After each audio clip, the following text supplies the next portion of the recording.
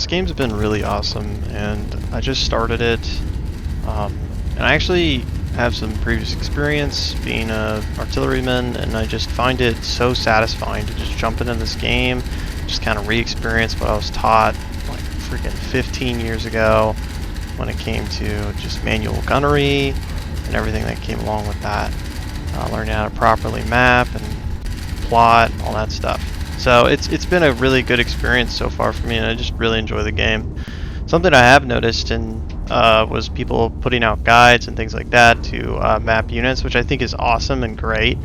But I have noticed, like, I think people are just missing the mark a little bit on placing their units correctly. So I just wanted to cover that really quickly for people, just so that everybody's a little more accurate.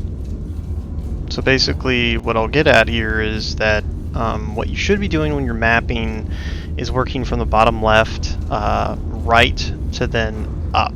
And that's within each grid. So when you start with the larger grid, you're going to start from Alpha all the way down to, I think it's Mike.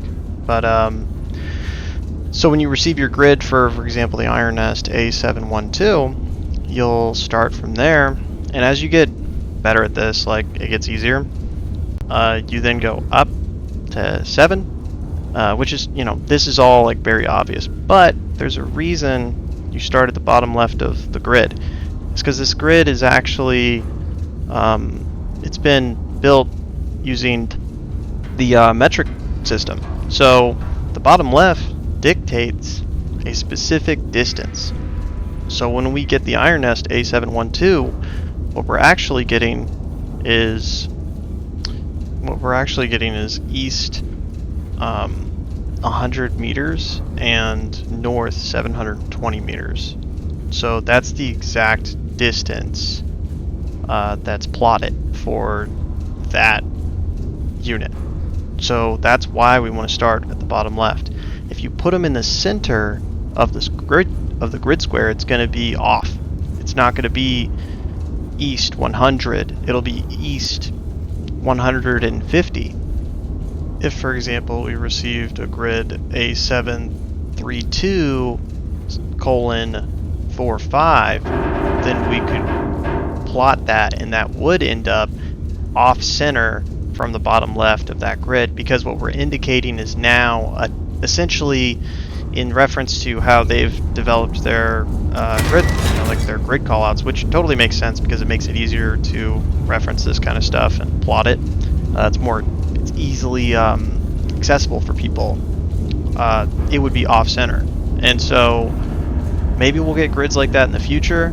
I don't know, but for now, what we're receiving, you should be putting in the bottom left when it comes to spotters, forward observers, and the Iron Nest. And if you ever receive that for targets, but so far in my experience I haven't seen that yet. So yeah, other than that, this is also something I haven't seen people utilizing, and that is just visualizing your targets. Yeah, it's just really like nice to just be able to visualize like where on the map they are. This isn't something like particularly that I remember with when I was with my artillery unit, but I mean, I think it's cool. It's really useful. I mean, by the time I got to my unit and I was doing my thing, we were moving on to the digital world. So, but they were still teaching manual gunnery, so we learned it in the tech school. So it's been a long time since I've really messed around with this kind of stuff.